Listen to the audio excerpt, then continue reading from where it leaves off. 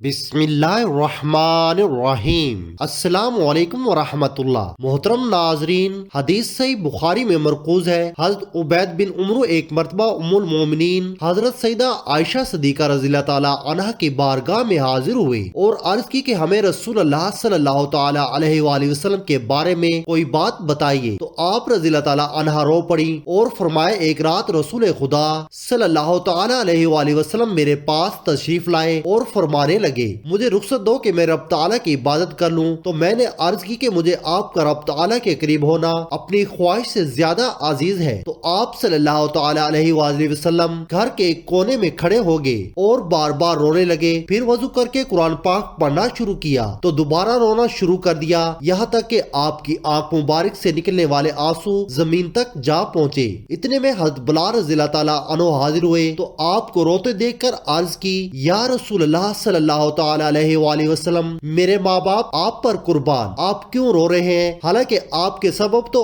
अगलों और पिछलों के गुनाह बख्शे जाते हैं। तो आप सल्लल्लाहु ताला अलैहि वसल्लम ने इरशाद मुबारक फरमाया, मेरी उम्मत की बख्शिश और मग़फ़िरत के लिए रो रहा हूँ। हज़रत बिलाल रज़ियल्लाहु ताला अन्हु ने अर्ज की, या रसूलल्लाह सल्लल्लाहु ताला अलैहि वसल्लम, कोई ऐसा अमल तजवीज़ फरमा दीजिए जो हक ताला को बहुत महबूब हो, जिससे आपकी उम्मत की बख्शिश और मग़फ़िरत हो जाए। तो आप सल्लल्लाहु ताला अलैहि वसल्लम ने फरमाया, मेरी उम्मत का सिर्फ ये एक अमल उनको सारे अज़ाबों से निकाल लाएगा। ये अमल फरिश्तों का है, वही अमल मैं अपनी उम्मत को अता करता हूँ, क्योंकि ये अमल हक ताला को बहुत ज्यादा महबूब है। हकायत ये है कि एक औरत किसी काजी के पास आई और कहा कि उसको शोहर ने दूसरी शादी कर ली है। काजी ने कहा उसे 4 शादियों की इजाजत है। औरत ने कहा, अगर शरीयत का हिजाब और मेरी हया ना माने तो मैं आपको अपना हुस्न जमाल दिखाऊं, फिर आपसे पूछूं कि जिस शख्स के पास इस कदर हुस्न जमाल वाली बीवी हो, क्या उसे किसी गैर की तरफ मुतवज्जा होना जचता है? ये बात उस मजमा में एक अहले दिल ने सुनी तो उसने चीख मारी और बेहोश हो गया। होश आने के बाद उसने कहा, मुझे गैब से आवाज आई, क्या तुमने इस औरत की बात नहीं सुनी? अल्लाह भी यही फरमाता है कि ए इंसान, अगर मेरी किबराई और अजमत का हिजाब ना हो तो मैं तुम्हें अपना जमालो कमाल दिखाऊं, फिर तुमसे पूछूं जिसका ऐसा हसीन और जमाल मौला हो, क्या उसे गैर अल्लाह की तरफ मुतवज्जा होना जायज है? इमाम गजाली ने एक वाकया लिखा है कि एक शख्स बाजार से गुलाम खरीदने गया। उसने देखा बाजार में एक शख्स गुलाम बेचने के लिए खड़ा है और कह रहा है कि ये गुलाम बहुत खूबियों का मालिक है, अच्छा दर्जी है, अच्छा लोहार है, अच्छा मेहमान है, हर फन जानता है, कई जुबानें बोल लेता है, मगर इसमें एक ऐब है, ये झूठ बहुत बोलता है। अब जो उसे खरीदना चाहे इतने में खरीद ले। लोग आते सारी बात सुनते, जब उन्हें मालूम होता ये गुलाम बहुत झूठा है तो आगे चल देते, कोई उसे ना खरीदता। एक शख्स आया, दिल में कहने लगा, उसे मैं खरीद लेता हूँ, रहा उसका झूठ बोलना तो मैं उसकी बातों पर यकीन नहीं करूंगा। उसने गुलाम खरीद लिया और उसे घर ले गया। उसका और उसकी बीवी का बाहमी शदीद झगड़ा था। एक दिन वो गुलाम उसकी बीवी से कहने लगा, तुम्हारा शोहर तुम्हें तलाक देने पर तैयार है, मैंने खुद उसको ऐसी बातें कहते हुए सुना है। बीवी खौफजदा हो गई और तबे नाकसुल अकल होती है और जल्दी यकीन करने वाली होती है। कहने लगी, अब क्या किया जाए? गुलाम ने कहा, कोई फिक्र ना करो, मैं सब ठीक कर दूंगा, तुम बस एक काम करो, जब तुम्हारा शोहर सोया हुआ हो तो उसकी दाढ़ी के नीचे वाले चंद बाल किसी तरह उतार कर मुझे ला दो, मैं एक वजीफा करूंगा, वो तुम्हें कभी तलाक नहीं देगा। और तैयार होगी। उसने उस काम के लिए उस तरह तैयार कर लिया। फिर वो गुलाम बीवी के शोहर के पास गया और राजदाराना कहने लगा, तुम्हारी बीवी तुम्हें कत्ल करने के लिए तैयार है, उसने उस तरह तैयार किया हुआ है, मैंने खुद देखा है, जरा होशियार है ना, वो तुम्हें सोते में किसी वक्त कत्ल कर सकती है। शोहर के दिल में बदगुमानी और खौफ बैठ गया। एक दिन वो सोया हुआ था कि औरत आकर उस तरह से उसकी दाढ़ी के नीचे वाले बाल मोड़ने लगी। शोहर उठा और तैश में आकर उसने उसी उस्तरी से औरत को कत्ल कर दिया।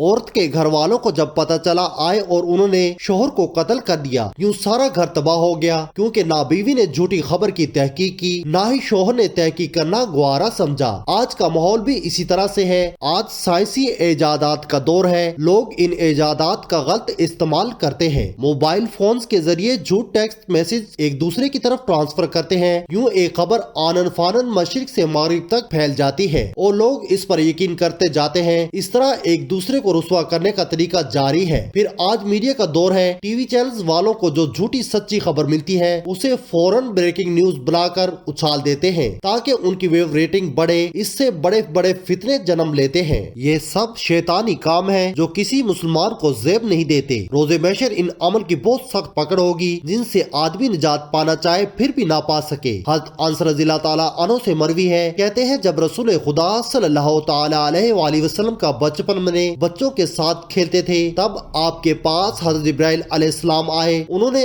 آپ صلی اللہ تعالیٰ علیہ وآلہ وسلم کو لٹایا، آپ کا دل نکالا، اس میں سے ایک لوتھڑا نکال کر پھینک دیا اور کہا اے محمد صلی اللہ تعالیٰ علیہ وآلہ وسلم، یہ آپ کے دل میں شیطان کا حصہ تھا جو ہم نے نکال دیا ہے۔ پھر انہوں نے حضور اقدس صلی اللہ تعالیٰ علیہ وآلہ وسلم کے دل کو ایک تھال میں رکھ کر آب زمزم سے دھویا، پھر اسے واپس سینے میں رکھ کر سینہ بند کر دیا۔ بچوں نے یہ منظر دیکھا تو دوڑے ہوئے حضرت علیمہ سعدیہ کے پاس آئے اور کہا محمد صلی اللہ علیہ وآلہ وسلم کو کسی نے قتل کر دیا۔ گھر والوں نے آپ کو اس حالت میں پایا کہ آپ کا رنگ بدلا ہوا تھا۔ حضرت انس رضی اللہ تعالیٰ عنہ کہتے ہیں میں آپ صلی اللہ تعالیٰ علیہ وآلہ وسلم کے سینے مبارک میں سلائی کے نشان دیکھتا تھا، یعنی بچپن میں آپ کے دل سے وہ چیز نکال کر پھینک دی جو انسان کو گناہ کی طرف مائل کر سکتی ہے۔ لہذا عرب کی جاہلانہ بے اخلاق ماحول میں آپ کے بچپن اور جوانی کا دور یوں گزرا کہ شیطان آپ کے قریب نہ بھٹک سکا۔ یہ آپ صلی اللہ علیہ وآلہ وسلم کی عظمت ہے۔ پھر دوسری بار آپ صلی اللہ علیہ وآلہ وسلم کے شک کے صدر اس وقت ہوا جب نزول قرآن کا آغاز ہوا۔ حضرت سیدہ عائشہ صدیقہ رضی اللہ تعالیٰ عنہا سے مروی ہے کہ حضرت جبرائیل اور میکائیل علیہ السلام نازل ہوئے۔ انہوں نے حضور اقدس صلی اللہ تعالیٰ علیہ وآلہ وسلم کو لٹا کر آپ کو مبارک سینہ چاک کیا اور دل کو نکال کر اسے سنہری تھال میں دھویا، پھر دوبارہ اسے سینے میں لگا دیا۔ اس کے بعد حضرت جبرائیل علیہ السلام نے کہا یہ اس لیے ہوا کہ آپ کا قلب انور قرآن جیسے کول و ثقیل کا بوجھ اٹھانے کے قابل ہو جائے۔ پھر تیسری بار شب معراج آپ کا شب کے صدر ہوا۔ حضرت ابو ذر غفاری رضی اللہ تعالیٰ عنہ سے مروی ہے کہ حضور اقدس صلی اللہ تعالیٰ علیہ وآلہ وسلم نے فرمایا، اپنا واقعہ معراج بتاتے ہوئے فرمایا حضرت جبرائیل علیہ السلام آئے، انہوں نے میرا سینہ کھول دیا اور میرا دل نکال کر اسے آب زمزم پانی سے دھویا، پھر وہ ایک سنہری تھال لائے جو حکمت و ایمان سے بھرا تھا، انہوں نے وہ سارا تھال میرے دل میں انڈیل دیا، پھر اسے بند کر دیا۔ مشہور روایت ہے کہ حضرت آدم علیہ السلام نے لکھا دیکھا تو پوچھا یہ محمد صلی اللہ علیہ وآلہ وسلم کون ہے؟ اللہ تعالیٰ نے فرمایا یہ آپ کی اولاد میں سے آخری نبی ہے، اگر یہ نہ ہوتے میں آپ کو پیدا نہ کرتا۔ تب انہوں نے حضور اقدس صلی اللہ تعالیٰ علیہ وآلہ وسلم کے وسیلے سے اپنی خطا کی معافی مانگی تو اللہ تعالیٰ نے معاف فرما دیا۔ جب جب آسمان میں ہر جگہ ذکر خدا کے ساتھ ذکر محمد صلی اللہ علیہ وآلہ وسلم لازم تھا کہ زمین پر بھی ہر جگہ ذکر خدا کے ساتھ ذکر محمد مصطفیٰ صلی اللہ تعالیٰ علیہ وآلہ وسلم ایک ہو، تو اللہ تعالیٰ نے کلمہ میں لا الہ الا اللہ کے ساتھ رکھا، آذان میں ساتھ رکھا اور نماز میں ساتھ، اور قرآن پاک میں اکثر جگہ ذکر اللہ کے ساتھ ذکر رسول کیا گیا ہے جیسے بیان فرمایا گیا، کیونکہ سارا قرآن پاک ذکر رسول خدا صلی اللہ علیہ وآلہ وسلم ہی ہے۔ اگر غور کیا جائے تو سارا قرآن ہی ذکر رسول خدا صلی اللہ تعالیٰ علیہ وآلہ وسلم کا ہے۔ قرآن پاک میں آپ صلی اللہ علیہ وآلہ وسلم کی ولادت، بچپن اور عہد جوانی کی طرف اشارات موجود ہیں، گویا قرآن پاک ذکر رسول خدا صلی اللہ تعالیٰ علیہ وآلہ وسلم کا نام ہے اور قرآن پاک کی حفاظت کا ذمہ اللہ رب العزت نے لیا ہے۔ تو جب تک قرآن پاک ہے حضور اقدس صلی اللہ تعالیٰ علیہ وآلہ وسلم کا ذکر بلند ہوتا ہی رہے گا۔ پھر آقا دو جہاں صلی اللہ علیہ وآلہ وسلم کے رفت ذکر یہ بھی ہے کہ ہر نبی آپ کی آمد کا چرچا اور اعلان کرتا رہا۔ تورات و انجیل کے صفات آج بھی آپ کے ذکر سے معمور ہیں، اس لیے اہل کتاب آپ صلی اللہ علیہ وآلہ وسلم کی آمد سے قبل آپ کے وسیلے سے کفار پر فتح طلب کرتے تھے۔ یہ رفت ذکر مصطفیٰ وہ ہے جو آپ کی دنیا میں جلوہ گری سے قبل تھی۔ پھر جب آپ صلی اللہ علیہ وآلہ وسلم اس دنیا میں تشریف لے آئے تو آپ کے ذکر کی بلندی کی شان ہی نرالی تھی۔ سارا قرآن پاک آپ کی تعریف میں اتارا گیا۔ آج دنیا بھر میں مساجد کے ممبر و محراب آپ صلی اللہ علیہ وآلہ وسلم کے ذکر سے گونج رہے ہیں۔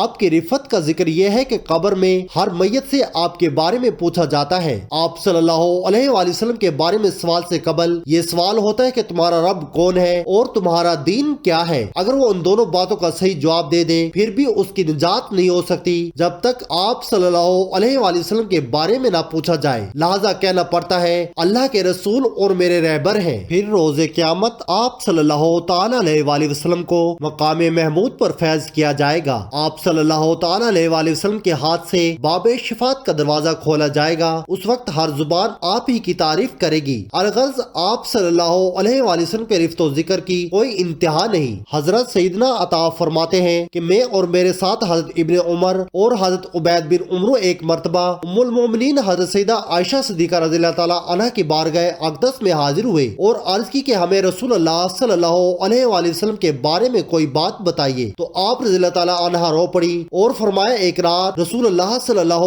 علیہ وآلہ وسلم میرے پاس تشریف لائے اور فرمانے لگے مجھے رخصت دو کہ میں رب تعالیٰ کی عبادت کر لوں۔ تو میں نے عرض کی مجھے آپ کا رب تعالیٰ کے قریب ہونا اپنی خواہش سے زیادہ عزیز ہے۔ تو آپ صلی اللہ علیہ وآلہ وسلم گھر کے ایک کونے میں کھڑے ہو گئے اور رونے لگے، پھر وضو کر کے قرآن پاک پڑھنا شروع کیا تو رونا شروع کر دیا، یہاں تک کہ آپ کے چشمان مبارک سے نکلنے والے آنسو سے زمین تک جا پہنچے۔ اتنے میں حضرت بلال رضی اللہ تعالیٰ عنہ حاضر ہوئے تو آپ روتے رہے تو آپ کو روتے دیکھ کر عرض کی یا رسول اللہ صلی اللہ علیہ وآلہ وسلم میرے ماں باپ آپ پر قربان، آپ کیوں رو رہے ہیں؟ حالانکہ آپ کے سبب تو اگلوں اور پچھلوں کے گناہ بخشے جاتے ہیں۔ تو ارشاد فرمایا کیا میں شکر گزار بندہ نہ بنوں؟ پاکی و تسبیح اس ذات اقدس کی جس نے ہمیں اتنی نعمتیں عطا کی۔ حضرت بلال رضی اللہ تعالیٰ عنہ نے عرض کیا یا رسول اللہ صلی اللہ علیہ وآلہ وسلم اپنی امت کی مغفرت اور بخشش کے لیے کوئی عمل تجویز فرما دیجئے۔ رسول خدا صلی اللہ علیہ وآلہ وسلم نے فرمایا اے بلال موت کی سختی کو